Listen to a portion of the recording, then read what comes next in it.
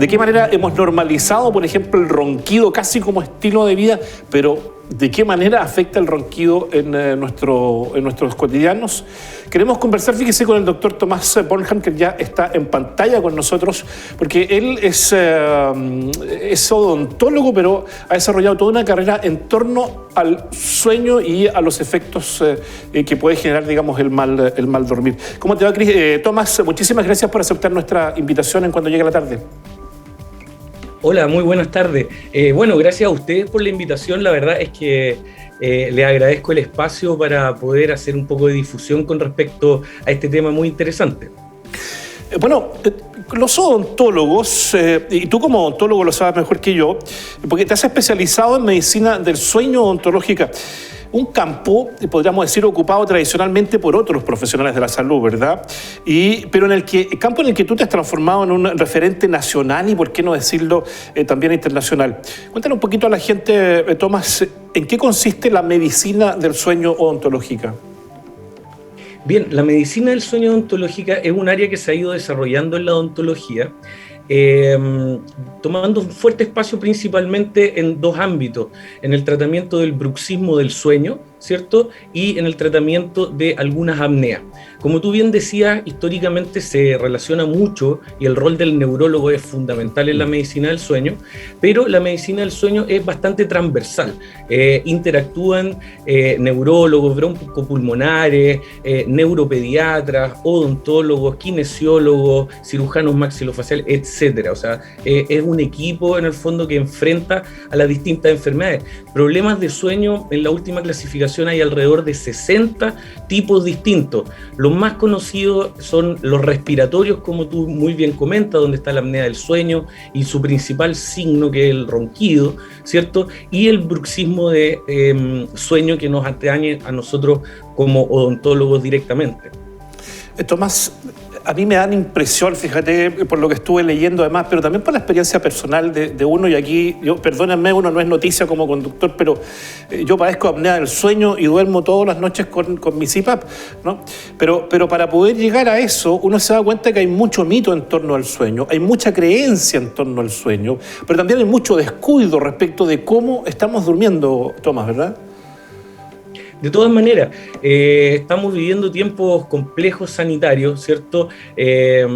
Con regímenes bastante restrictivos con respecto a nuestra vida cotidiana, y eso hace también que vaya variando un poco nuestra autopercepción. Como conversábamos hace un rato atrás, existe esto que muy bien tú denominas, que es la normalización del ronquido, y ahí hay que aclarar algo: el ronquido jamás es normal, ¿ya? A mí me pasa mucho, hablo con los pacientes, les pregunto, si roncan, y la clásica respuesta es esencialmente que ronco lo normal, ¿cierto? Pero hay que tener muy en claro que tanto en el adulto como en el paciente pediátrico, el ronquido jamás es normal. Y esto que no sea normal, y te pido profundizar un poco, digamos, sobre todo en cuanto a los mitos que existen respecto de... algo comentábamos delante respecto de cómo se había instaurado casi de manera cultural el ronquido en nuestra sociedad, no solo en la sociedad chilena, sino en general en la sociedad mundial, lo que lo hace más complejo todavía, ¿no?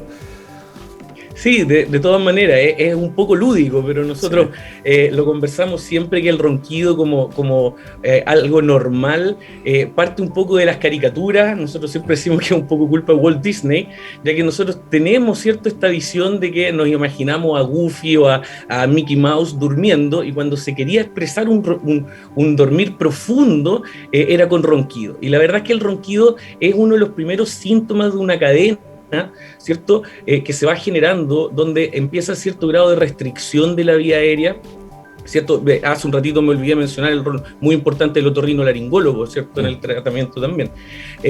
Aparece el ronquido de forma inicial, que denota cierto grado de resistencia de la vía aérea. Posteriormente tenemos cuadros como síndrome de resistencia de la vía aérea superior, y ya tenemos posteriormente una apnea declarada, ¿ya? Apneas, ¿cuáles son como los principales características clínicas de la apnea, ¿cierto? Vamos a tener un paciente con bastante somnolencia, y eso es bien importante mencionar, porque a veces uno le pregunta al paciente: ¿cómo duerme? No, yo duermo súper bien, me puedo quedar dormido a cualquier hora, en cualquier parte. Eso, la verdad, es que también no es normal, ¿cierto? El dormir mucho no es normal. normal. Nosotros somos considerados monofásicos, deberíamos concentrar nuestro sueño durante la noche. ¿Ya? Esto de tener mucho sueño durante el día, especialmente, por ejemplo, quedarse dormido conduciendo, eso ya se denomina una somnolencia diurna activa, o sea, estando activos, nosotros no soportamos el sueño y nos quedamos dormidos, incluso con riesgo vital, como es cuando se conduce. ¿Ya? Las apneas presenciadas, o sea, que una tercera persona observe a la persona que está durmiendo y se dé cuenta que haga pausas en la respiración de más de 10 segundos. La apnea obstructiva del sueño como enfermedad se relaciona al aumento, ¿cierto?, de riesgo de accidentes cerebro y cardiovasculares. 2/3 de las hipertensiones arteriales que no responden a tratamiento inicial están relacionadas a las apneas del sueño, y su tratamiento facilita el tratamiento de la hipertensión arterial que no responde a terapia convencional.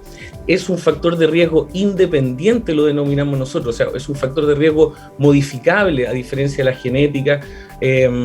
La apnea de sueño para sufrir, como les mencionaba, accidentes cerebro y cardiovasculares, es la primera causa de cirrosis hepática no alcohólica, se relaciona a trastornos renales y tiene todo un impacto en la productividad del día a día, ¿cierto? Eso en el adulto, considerando, por ejemplo, en muchas zonas donde no tenemos datos de cuántas personas están haciendo apneas, se calcula aproximadamente 1/3 de los accidentes automovilísticos. O sea, esa es la relación tan directa que tiene. Y en el paciente pediátrico también dejar súper claro que el ronquido tampoco es normal, ¿ya? Y aquí tiene una afectación, no sé si más importante, pero distinta que en el adulto, ya que los pacientes pediátricos con somnolencia diurna disminuyen su capacidad de memoria, atención y concentración, al igual que el adulto, pero debemos recordar que en el paciente pediátrico está en pleno desarrollo neurocognitivo. Por lo tanto, se ve afectado este desarrollo neurocognitivo, ya que el paciente, producto del sueño que tiene, y que muchas veces los pacientes pediátricos lo demuestran como hiperactividad, el paciente pediátrico con sueño se demuestra hiperactivo. El adulto con sueño es que tiene mucho sueño, pero eso influye, ¿cierto?, en el desarrollo académico y en el desarrollo neurocognitivo del paciente pediátrico. Existen estudios súper interesantes donde en college norteamericanos toman, por ejemplo, el tercio que mejor se porte con mejores notas, ¿ya? Y al tercio inferior, al superior y al inferior. Y posteriormente al mejor tercio lo privan de 1 hora de sueño y al inferior le dan 1 hora de sueño más y tienden a juntarse en la mitad. O sea, ese es el impacto de un mal dormir en el desarrollo neurocognitivo, Tomás, en el caso del paciente pediátrico. Tomás, y en este sentido, ¿de qué manera aporta la odontología, por ejemplo, en el reconocimiento, en el diagnóstico de estas patologías? Mira, a ver, durante muchos años se relacionó directamente el bruxismo de sueño con el estrés o trastornos emocionales. La verdad es que nosotros sabemos actualmente que el bruxismo de sueño es una patología secundaria a otras patologías sistémicas, donde las más importantes son trastornos respiratorios del sueño, trastornos del sueño y reflujo gastroesofágico también. El paciente responde bruxando y como odontólogo recibimos mucho motivo de consulta de bruxismo de sueño. Entonces ahí nosotros, por un lado, podemos ser un poco como hacer un pequeño tamizaje en los pacientes, profundizar la anamnesis y trabajar en equipo con los profesionales idóneos para la detección y el tratamiento posterior de la apnea de sueño de un paciente que consulta por bruxismo. Ojo con eso, ¿cierto? Por otro lado, bueno, y ahí también los tratamientos clásicos han ido variando. Durante mucho tiempo se ocuparon mucho las placas de relajación, pero en este momento nosotros sabemos que las placas de relajación incluso pueden aumentar las apneas de sueño. Entonces hay que ser muy cauto con el tratamiento del bruxismo de sueño. Y por otro lado, para apneas que se definen como leves a moderadas con bajo riesgo cardiovascular, nosotros perfectamente podemos trabajar con una alternativa al CPAP, que es el dispositivo de avance mandibular, que es esencialmente como una plaquita que se pone, que mantiene la mandíbula en una posición adelantada durante el sueño, y con eso podemos controlar el ronquido y algunas apneas leves o moderada, o en pacientes que directamente no son capaces de tolerar el CPAP. Y ahí es bien importante porque veo las imágenes que están mostrando que otra característica principal que se relacionó mucho al bruxismo de sueño eran las cefaleas matutinas.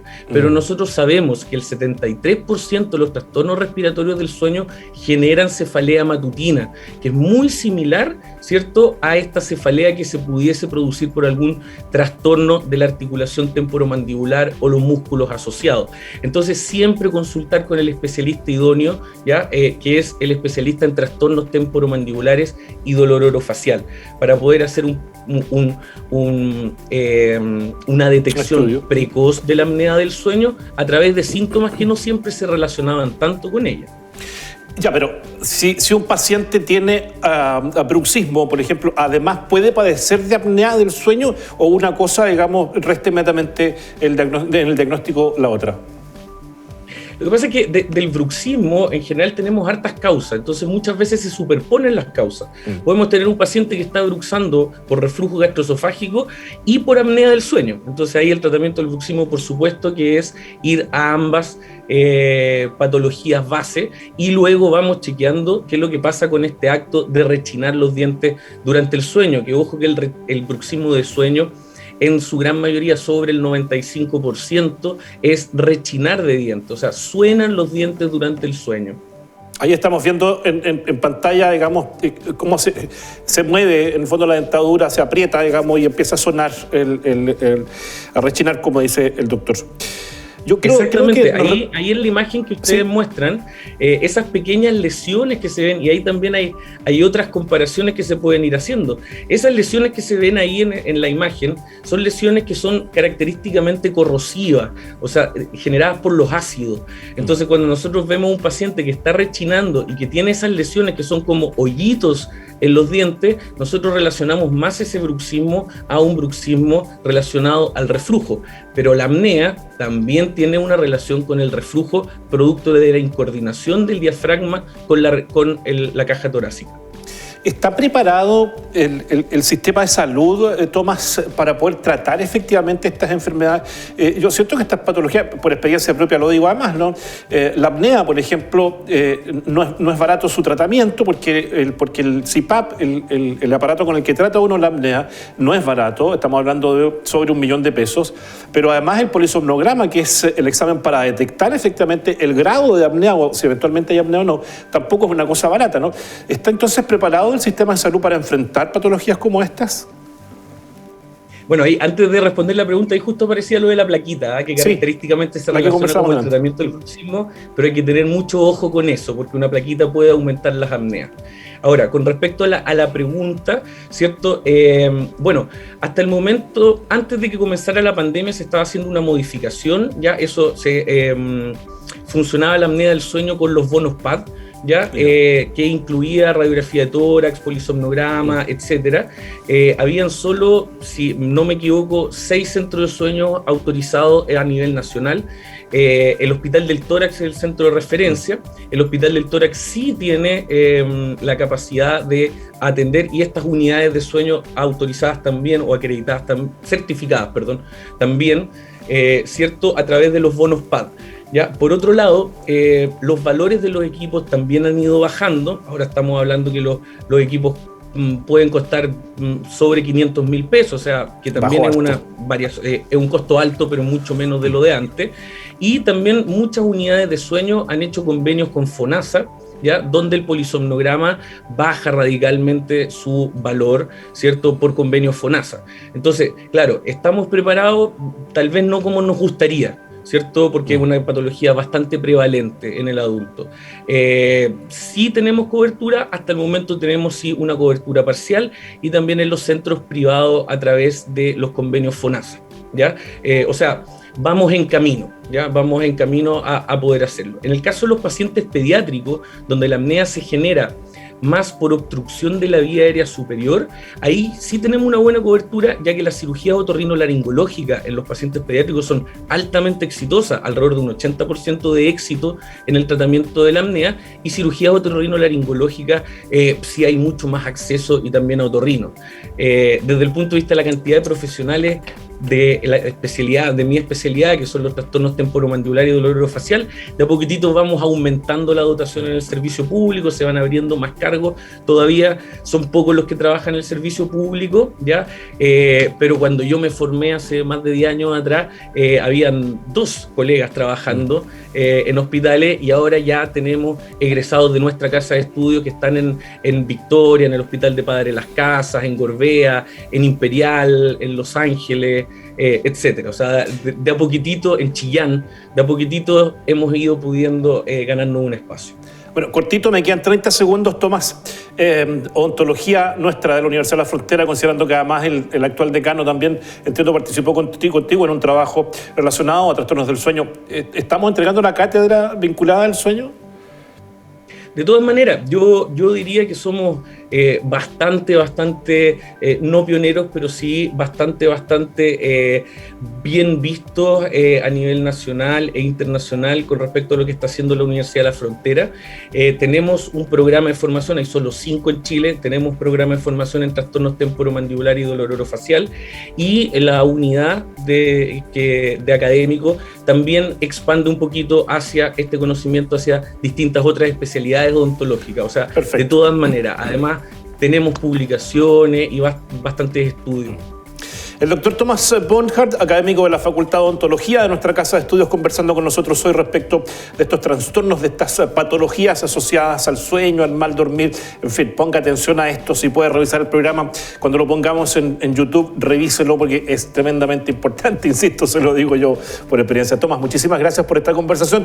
Esperemos juntarnos nuevamente más adelante para seguir profundizando en estos temas tan relevantes. Que estés muy bien, muchas gracias. De todas maneras, muchas gracias por la invitación, y bueno, ahí conversaremos un poquito más también de insomnio y algunas otras patologías que nos están afectando. Sin duda, sin duda. En contexto de pandemia todo se ha agudizado mucho más de lo que teníamos hasta hace más de 1 año y medio atrás. Así que muchas gracias de nuevo, Tomás, y como te digo, estamos conversando de esto mismo que tú nos planteas. Muchas gracias. Perfecto, muchas gracias.